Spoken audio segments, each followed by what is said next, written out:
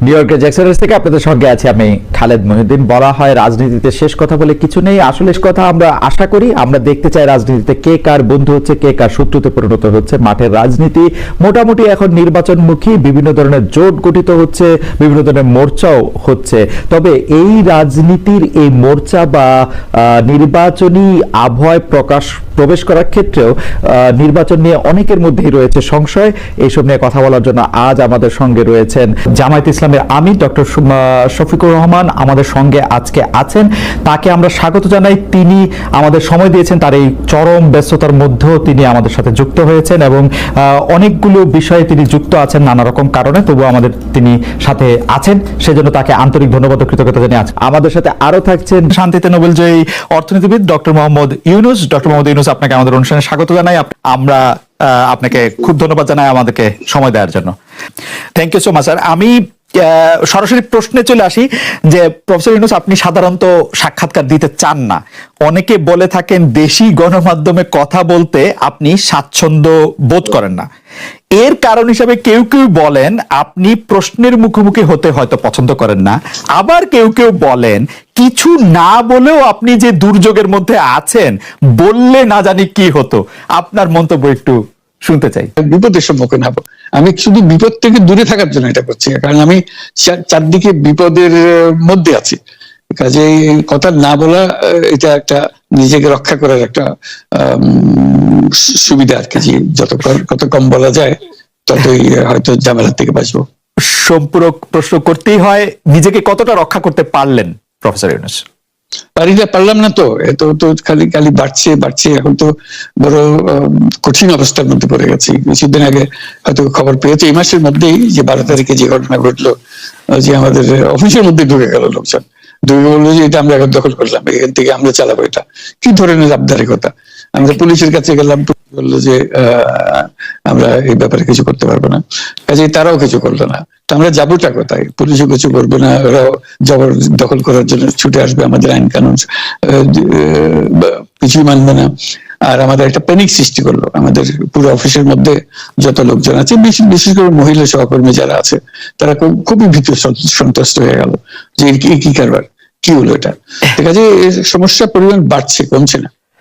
সমস্যা পরিমাণ বাড়ছে, কমছে না। আমি একটু পিছনে আদালতে আপনার বিরুদ্ধে রায় ঘোষণার পরে আপনি একটা প্রতিক্রিয়া দিয়েছিলেন। সেই প্রতিক্রিয়া আপনি বলেছিলেন যে বাংলাদেশের একটি কথায় আপনি এরকম বলেছেন যে বাংলাদেশের প্রতিটি নাগরিককে অন্যায়ের বিরুদ্ধে এবং গণতন্ত্র এবং মানবাধিকারের পক্ষে এক কণ্ঠে কথা বলার আহ্বান জানায়। অনেকে এইটাকে দেখছেন হচ্ছে এরকম করে যে আপনি গণতন্ত্রের পক্ষে লড়াইয়ে সামিল হতে বলছেন। প্রশ্ন কেউ কেউ করছেন, প্রশ্ন উঠছে, আপনি কি এইসব মামলা মোকদ্দমা থেকে মুক্তি পেতে এই সরকারেরই পরিবর্তন চাইছেন? খালেদ, তুমি কি গণতন্ত্রের বিরুদ্ধে নাকি? হঠাৎ এটা নিয়ে তো গণতন্ত্রের কথা বললাম আমার জন্য। তুমি তো বলে তুমি বলছো যে আমিও তো আছি, কাজে আমাকে পৃথকভাবে বলতে হচ্ছে কেন?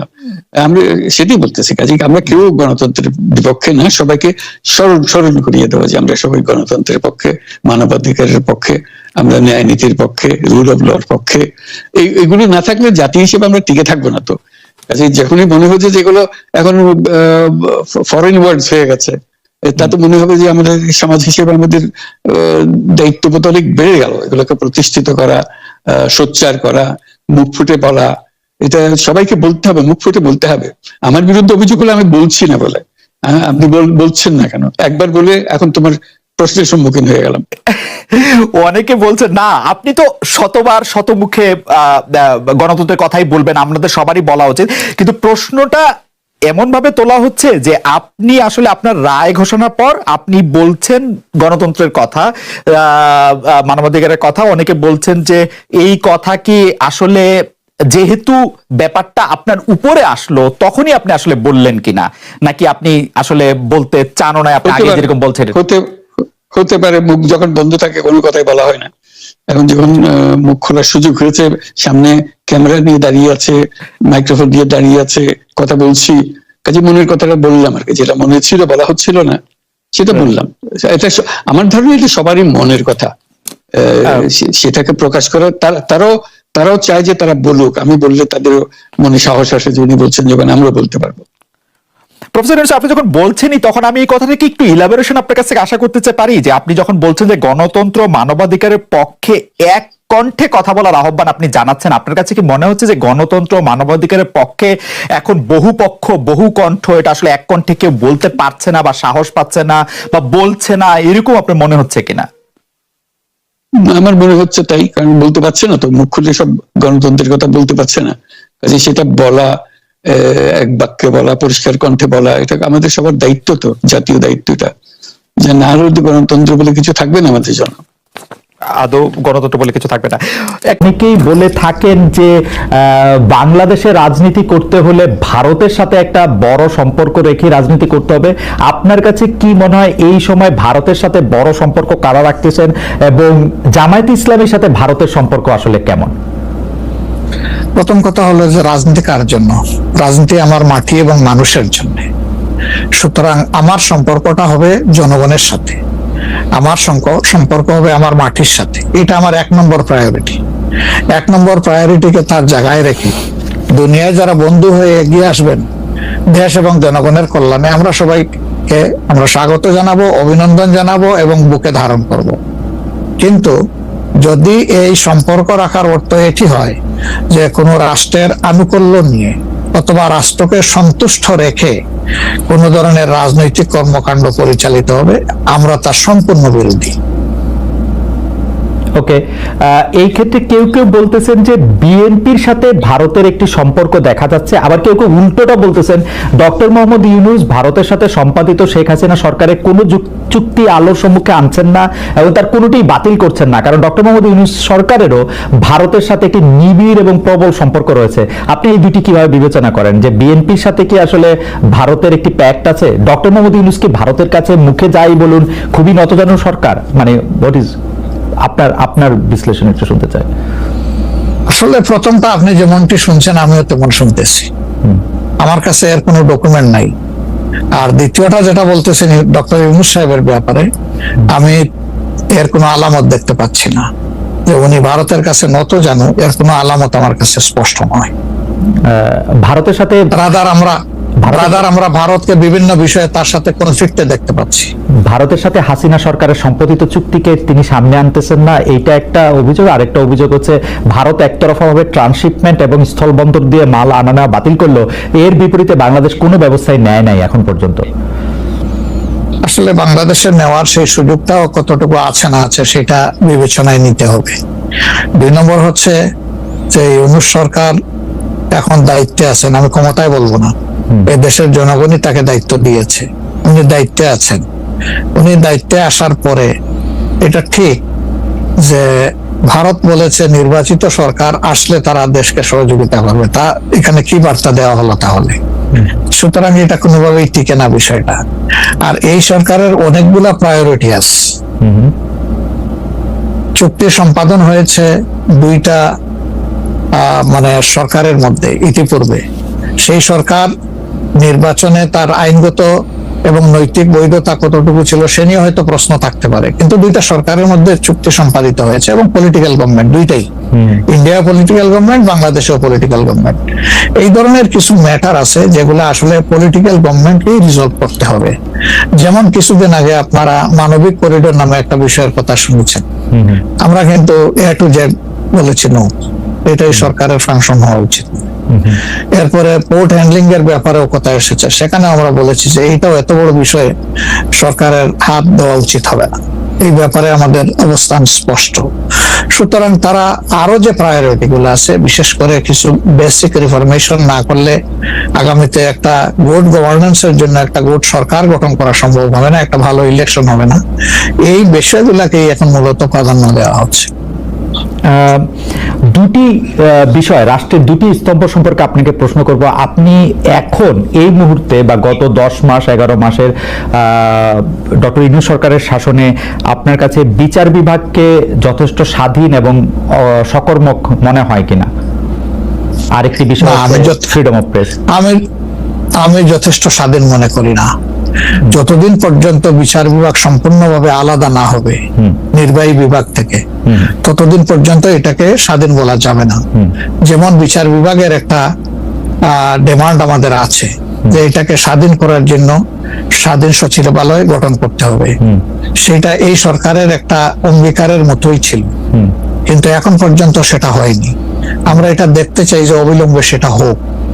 যদি স্বাধীন সচিবালয় কায়েম নাই হয় তাহলে বিচার বিভাগ স্বাধীন হবে কিভাবে? নির্বাহীর অধীনে থাকে তো বিচার বিভাগ স্বাধীন হতে পারে না। এমনিতে আমরা সারা দেশে যে বিচার আদালতগুলি দেখি বা আমাদের যে আপিল আদালত অর্থাৎ হাইকোর্ট বিভাগ এবং আপিল ডিভিশন যে রায়গুলি এই পর্যন্ত দিয়েছে বা দিচ্ছে, আপনার সাথে তো সারা বাংলাদেশের সবাই কানেক্টেড। আপনার কাছে কি মনে হয় যে তারা স্বাধীনভাবে কাজ করতে পারছে, নাকি নির্বাহী বিভাগ আওয়ামী লীগ সরকারের মতোই বা পূর্ববর্তী অন্য রাজনৈতিক সরকারের মতো প্রভাব বিস্তার করেই চলছে?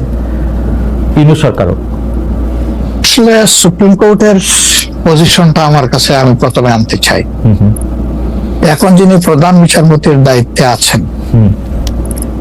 তাকে তার পারফরমেন্সকে আমরা যতটুকু পর্যবেক্ষণ করার সুযোগ পেয়েছি, আমাদের মনে হয়েছে তিনি তার বিবেক এবং তার স্বাধীন চেতা মানসিকতার জায়গা থেকেই তিনি পারফর্ম করছেন। হাইকোর্টের যেহেতু অনেকগুলা বেঞ্চ, সেখানে পার্সন টু পার্সন ডিফারেন্স হতেই পারে, কিন্তু আলটিমেটলি বিচার তো যাবে শেষ পর্যায়ে সুপ্রিম কোর্টের হাতে। এই জায়গাটাকে অতীতের যে কোনো সময়ের তুলনায় আমাদের কাছে বেটার মনে হচ্ছে। আপাতত ভবিষ্যতে তারা কি করবেন সেটা এখনো অগ্রিম বলা যাচ্ছে না। ওকে, আর বিচার আদালতের প্রশ্নে মানে জজ এন্ড সেশনস কোর্ট যেগুলি, ডিস্ট্রিক্ট জজ এন্ড সেশনস কোর্ট যেগুলি আছে 64টা জেলা এবং অন্যান্য ট্রাইব্যুনালগুলি, তারা কি স্বাধীনভাবে কাজ করতে পারছে? আমাদের কাছে যতটুকু ইনফরমেশন, সব জায়গায় তারা স্বাধীনভাবে কাজ করতে পারছেন না। বিভিন্ন আনডিউ প্রেসার তাদের উপরে আছে। এটা কি নির্বাহী বিভাগের উপর থেকে, নাকি এটা জামাত ইসলামী প্রেসারটা দিচ্ছে বা বিএনপি প্রেসারটা দিচ্ছে বা এনসিপি প্রেসারটা দিচ্ছে? আমরা তো কোনো প্রেসারের পক্ষে নাই।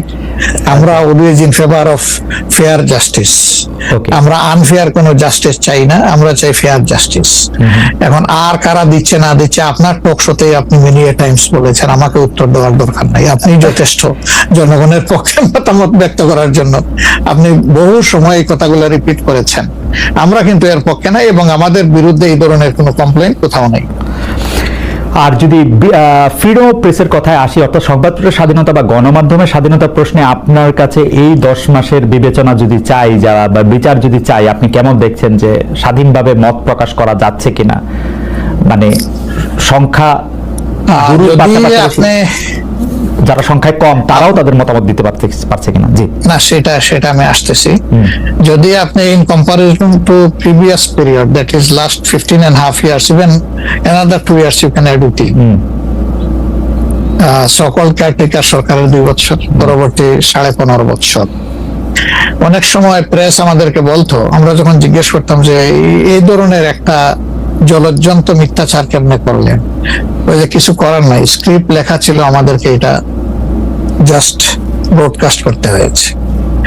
এখন সেই পরিস্থিতি এরকম নাই বলে আমাদের কাছে মনে হয়। তারপরেও আমরা প্রেসের কাছ থেকে বিভিন্ন সময় শুনি তাদের কিছু কনসার্নের জায়গা এখনো বিদ্যমান। কেউ কেউ এখনো তাদের উপরে আনডিউ প্রেসার দিয়ে থাকেন, এটা করতে পারবেন, এটা করতে পারবেন না। এটা যদি থাকে, একটা মিনিমাম রেঞ্জেও থাকে, তাহলে তো আমরা কমপ্লিট ফ্রিডম অফ স্পিচ বলতে পারছি না, ফ্রিডম অফ এক্সপ্রেশন আমরা বলতে পারছি না। এটা কিছুটা যে এখনো প্রিভেল করছে, এটা আমরা অনুভব করি। তবে আমরা ফিল করি যে প্রেসকে তাদের মতোই রোল প্লে করতে দেওয়া উচিত। আর প্রেসের কাছেও আমাদের প্রত্যাশা, তারা যেন সাদাকে সাদাই বলেন, সাদাকে অন্তত ধূসর বানাবেন না, এবং কালোকেও তারা মানে সার্ফ এক্সেল দিয়ে সাদা বানাবেন না। 5 আগস্টের পর এই প্রশ্ন অবশ্য অনেকবার আপনার সামনে এসছে। তারপর আমি আপনাকে বলি, যেহেতু আপনার সাথে আমার দেখা হচ্ছে নতুন একটা ঘটনার পরে, এই প্রসঙ্গে নতুন একটা ঘটনার পরে, আপনি কিন্তু যে কোনো জায়গাতেই এক ধরনের সমন্বয়ের প্রত্যাশী একজন মানুষ, ক্ষমা করার পক্ষে একজন মানুষ। আপনি সর্বশেষ যে আওয়ামী লীগের রাজনীতি নিষিদ্ধ করা হলো এবং দলকে আসলে তার সকল কার্যক্রম নিষিদ্ধ করা হলো, এইটা নিয়ে আমরা দেখেছি যে আপনার দলকে যারা সমর্থন করেন তারাও সেই নিষিদ্ধের দাবি করেছেন। কিন্তু আমি আপনার পার্সোনাল মতামত জানতে চাই যে আপনি এটা আসলে লাইক করেছেন কিনা, বা আপনি এটা পছন্দ করেছেন কিনা, বা আপনার যদি একক ক্ষমতা নেয়ার মানে সিদ্ধান্ত নেয়ার, আপনি আপনার একক সিদ্ধান্ত প্রয়োগ করতেন, তাহলে আপনি এটা করতেন কিনা? দেখেন, এখানে অনেকগুলা বিষয়। আমাকে ইদানিং ফরেন মিশনের যারা বাংলাদেশে আছেন এনভয় বা আপনার রাষ্ট্রদূত যারা আছেন তারাও জিজ্ঞেস করেন যে ন্যাশনাল রিকনসিলিয়েশনের একটা জায়গা থাকা উচিত কিনা।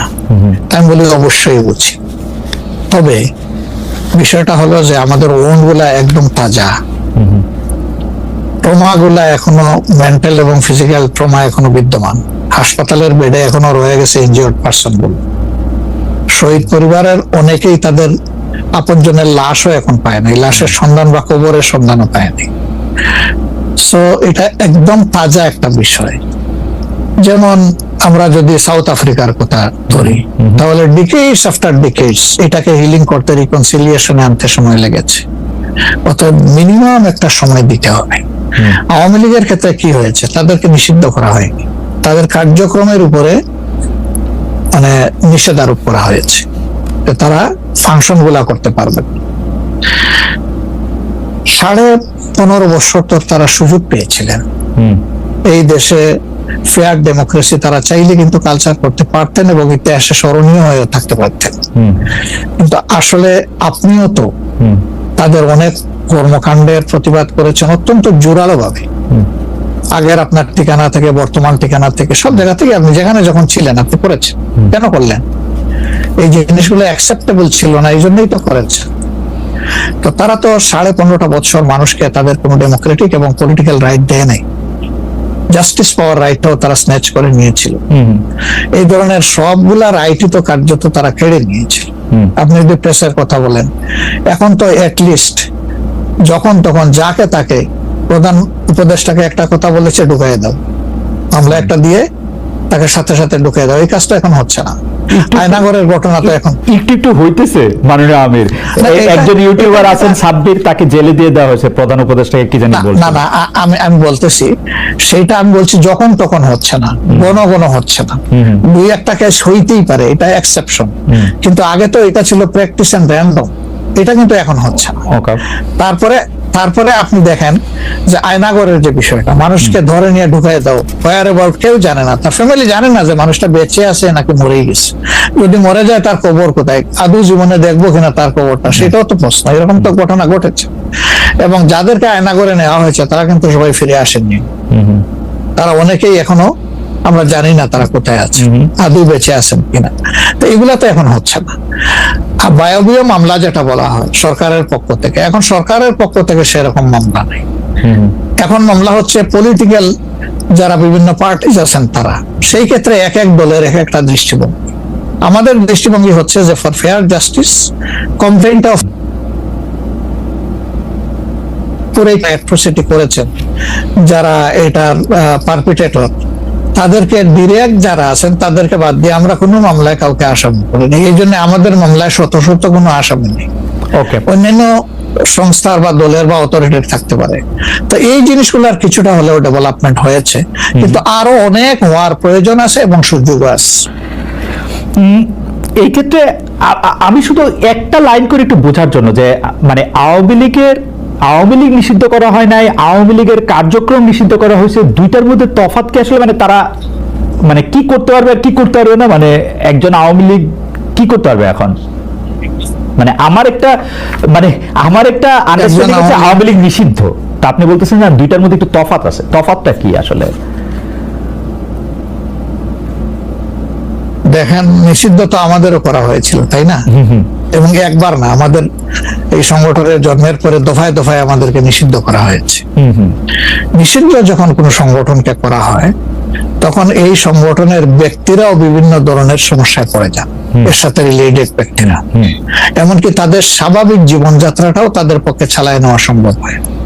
তারা যদি সমাজের কোনো ক্রিমিনাল ব্যক্তি নাও হয়ে থাকেন, তবুও তাদের উপরে সমস্যা আরোপ হয়েছে।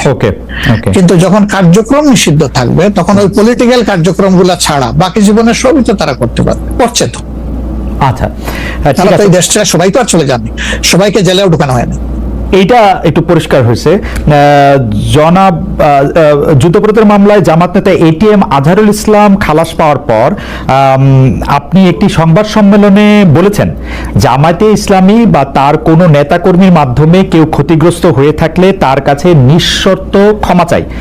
এই ক্ষমা প্রার্থনায় কি ৭১ মুক্তিযুদ্ধের সময়টাও আছে কিনা সেটা সেদিন আপনি স্পষ্ট করেননি, আজকে এটা স্পষ্ট করবেন? মানে আপনি অনেকেই প্রশ্ন করছেন যে জামায়াতের মাননীয় আমির ক্ষমা কিসের জন্য চাইলেন, মানে ৪৭-এর পর থেকে শুরু করে আজকে পর্যন্ত, শুধু ৭১ না, ৪৭-এর পর থেকে শুরু করে আজকে পর্যন্ত আমাদের দ্বারা যত মানুষ যত জায়গায় কষ্ট পেয়েছে, কেউ যদি ক্ষতিগ্রস্ত হয়ে থাকে, সেই মানুষগুলো তাদের সকলের কাছে আমি বিনা শর্তে ক্ষমা চেয়েছি। কেন ক্ষমা চেয়েছি? আমরা মানুষ, ইন্ডিভিজুয়াল মানুষ যেমন ভুল করতে পারে, মানুষের সমষ্টি একটা দলেরও বিভিন্ন ভুল সিদ্ধান্ত থাকতে পারে। কোনটা ভুল কোনটা সঠিক ইতিহাস এটা নির্ধারণ করবে। আজকে যেটাকে ভুল বলা হচ্ছে, কালকে এটাই হয়তো সবচেয়ে বড় সঠিক হিসাবে প্রমাণিত হবে। আর ইতিহাসের পালাবদলে রাজনীতিতে সবাই জিতে না, কেউ জিতে কেউ হারে। আমরা আদর্শবাদী একটা দল, আমরা বিশ্বাস করি আমরা মানুষ, ভুলের ঊর্ধ্বে নই। আমাদের দ্বারা, আমাদের সহকর্মীদের দ্বারা মানুষ বিভিন্ন ক্ষেত্রে কষ্ট পেতে পারে, ক্ষতিগ্রস্ত হতে পারে। আমি সব কিছুর জন্য কোনো শর্ত আরোপ না করেই মাপ চেয়েছি। ওকে, মানে ৪৭ এবং মাপ চাওয়ার মধ্যে কোনো পরাজয় নাই, অবশ্যই নাই। ৪৭ থেকে আজ পর্যন্ত যে কোনো কিছুর জন্য মানুষ আপনাদের কাছ থেকে যদি কোনো ধরনের আঘাত পেয়ে থাকে, তার জন্য আপনি দুঃখ প্রকাশ করেছেন বা ক্ষমা চেয়েছেন। এর ভিতরে সব ঢুকে গেছে, কোনো কিছু বাদ নাই। ওকে, এভরিথিং ইনক্লুডেড। আচ্ছা, এবং এটা আনকন্ডিশনাল, মানে অ্যাপোলজি দিয়ে আনকন্ডিশনাল পার্ডন সিক করেছে। এইটা কি ডক্টর শফিকুর রহমান, আমি আসলে যেহেতু আপনার সঙ্গে আমার মানে নানা ফেয়ার জাস্টিস, আমরা আনফেয়ার কোনো জাস্টিস চাই না, আমরা চাই ফেয়ার জাস্টিস। এখন আর কারা দিচ্ছে না দিচ্ছে, আপনার টক শোতেই আপনি মেনি টাইমস বলেছেন, আমাকে উত্তর দেওয়ার দরকার নাই। আপনি যথেষ্ট জনগণের পক্ষে মতামত ব্যক্ত করার জন্য আপনি বহু সময় এই কথাগুলো রিপিট করেছেন। আমরা কিন্তু এর পক্ষে নাই, এবং আমাদের বিরুদ্ধে এই ধরনের কোনো কমপ্লেইন কোথাও নেই। আর যদি ফ্রিডম অফ প্রেসের কথায় আসি, অর্থাৎ সংবাদপত্রের স্বাধীনতা বা গণমাধ্যমের স্বাধীনতা প্রশ্নে আপনার কাছে এই ১০ মাসের বিবেচনা যদি চাই, যারা বা বিচার যদি চাই, আপনি কেমন দেখছেন যে স্বাধীনভাবে মত প্রকাশ করা যাচ্ছে কিনা? মানে সংখ্যা, যারা সংখ্যায় কম তারাও তাদের মতামত দিতে পারছে কিনা? জি না, সেটা আমি আসতেছি। যদি আপনি in comparison two previous period, that is last 15.5 years, even another 2 years you can add with it. সকল কেয়ারটেকার সরকারের 2 বছর, পরবর্তী 15.5 বছর। অনেক সময় প্রেস আমাদেরকে বলতো, আমরা যখন জিজ্ঞেস করতাম যে এই ধরনের একটা জলজ্জন্ত মিথ্যাচার কেমনে করলেন, ওই যে কিছু করার নাই, স্ক্রিপ্ট লেখা ছিল, আমাদেরকে এটা জাস্ট ব্রডকাস্ট করতে হয়েছে। তো এখন সেই পরিস্থিতি এরকম নাই বলে আমাদের কাছে মনে হয়। তারপরেও আমরা প্রেসের কাছ থেকে বিভিন্ন সময় শুনি তাদের কিছু কনসার্নের জায়গা এখনো বিদ্যমান। কেউ কেউ এখনো তাদের উপরে আনডিউ প্রেসার দিয়ে থাকেন, এটা করতে পারবেন, এটা করতে পারবেন না। এটা যদি থাকে, একটা মিনিমাম রেঞ্জেও থাকে, তাহলে তো আমরা কমপ্লিট ফ্রিডম অফ স্পিচ বলতে পারছি না, ফ্রিডম অফ এক্সপ্রেশন আমরা বলতে পারছি না। এটা কিছুটা যে এখনো প্রিভেল করছে, এটা আমরা অনুভব করি। তবে আমরা ফিল করি যে প্রেসকে তাদের মতোই রোল প্লে করতে দেওয়া উচিত। আর প্রেসের কাছেও আমাদের প্রত্যাশা, তারা যেন সাদাকে সাদাই বলেন, সাদাকে অন্তত ধূসর বানাবেন না, এবং কালোকেও তারা মানে সার্ফ এক্সেল দিয়ে সাদা বানাবেন না। 5 আগস্টের পর এই প্রশ্ন অবশ্য অনেকবার আপনার সামনে এসছে। তারপর আমি আপনাকে বলি, যেহেতু আপনার সাথে আমার দেখা হচ্ছে নতুন একটা ঘটনার পরে, এই প্রসঙ্গে নতুন একটা ঘটনার পরে, আপনি কিন্তু যে কোনো জায়গাতে এক ধরনের সমন্বয়ের প্রত্যাশী একজন মানুষ, ক্ষমা করার পক্ষে একজন মানুষ। আপনি সর্বশেষ যে আওয়ামী লীগের রাজনীতি নিষিদ্ধ করা হলো এবং দলকে আসলে তার সকল কার্যক্রম নিষিদ্ধ করা হলো, এইটা নিয়ে আমরা দেখেছি যে আপনার দলকে যারা সমর্থন করেন তারাও সেই নিষিদ্ধের দাবি করেছেন। কিন্তু আমি আপনার পার্সোনাল মতামত জানতে চাই যে আপনি এটা আসলে লাইক করেছেন কিনা, বা আপনি এটা পছন্দ করেছেন কিনা, বা আপনার যদি একক ক্ষমতা নেয়ার মানে সিদ্ধান্ত নেয়ার, আপনি আপনার একক সিদ্ধান্ত প্রয়োগ করতেন, তাহলে আপনি এটা করতেন কিনা? দেখেন এখানে অনেকগুলা বিষয় আমাকে ইদানিং ফরেন মিশনের যারা বাংলাদেশে আছেন, এনভয় বা আপনার রাষ্ট্রদূত যারা আছেন, তারাও জিজ্ঞেস করেন যে ন্যাশনাল রিকনসিলিয়েশনের একটা জায়গা থাকা উচিত কিনা। তাই আমি বলি অবশ্যই উচিত। তবে বিষয়টা হলো যে আমাদের ওন গুলা একদম তাজা, ট্রমা গুলা এখনো মেন্টাল এবং ফিজিক্যাল ট্রমা এখনো বিদ্যমান, হাসপাতালের বেডে এখনো রয়ে গেছে ইনজিওর্ড পার্সন গুলো। শহীদ পরিবারের অনেকেই তাদের আপনজনের লাশও এখন পায় না, লাশের সন্ধান বা কবরের সন্ধানও পায়নি। সো এটা একদম তাজা একটা বিষয়।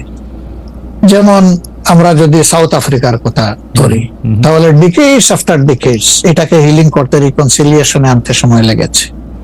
অতএব মিনিমাম একটা সময় দিতে হবে।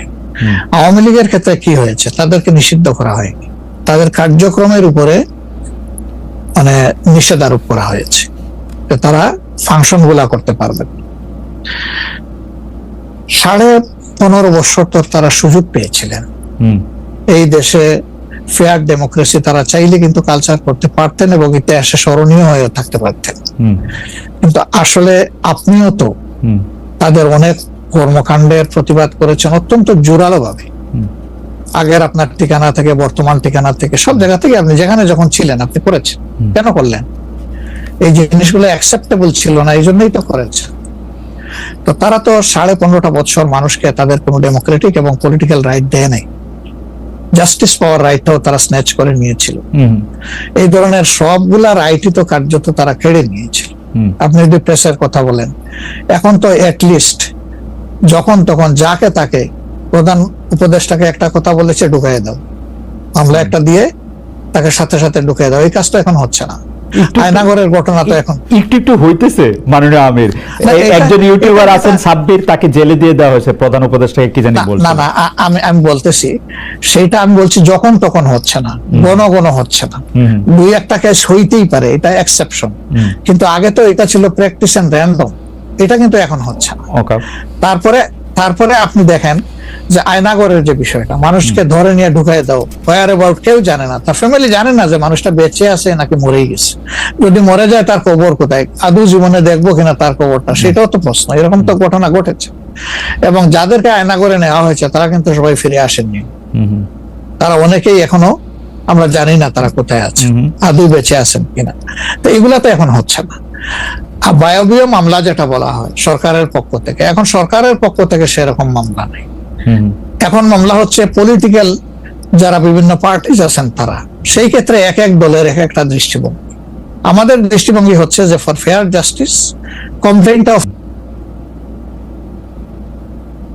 অ্যাট্রোসিটি করেছেন যারা এটার পারপিটেটর, তাদেরকে ডিরেক্ট যারা আছেন তাদেরকে বাদ দিয়ে আমরা কোনো মামলায় কাউকে আসামি করিনি। এই জন্য আমাদের মামলায় শত কোনো আসামি নেই।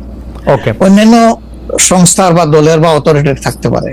তো এই জিনিসগুলোর কিছুটা হলেও ডেভেলপমেন্ট হয়েছে, কিন্তু আরো অনেক হওয়ার প্রয়োজন আছে এবং সুযোগ আছে।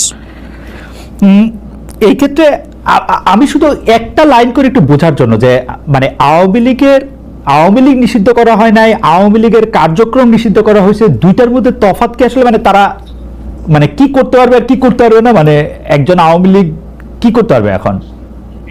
মানে আমার একটা আন্ডারস্ট্যান্ডিং আছে আওয়ামী লীগ নিষিদ্ধ, তা আপনি বলতেছেন না দুইটার মধ্যে একটু তফাৎ আছে, তফাৎটা কি আসলে?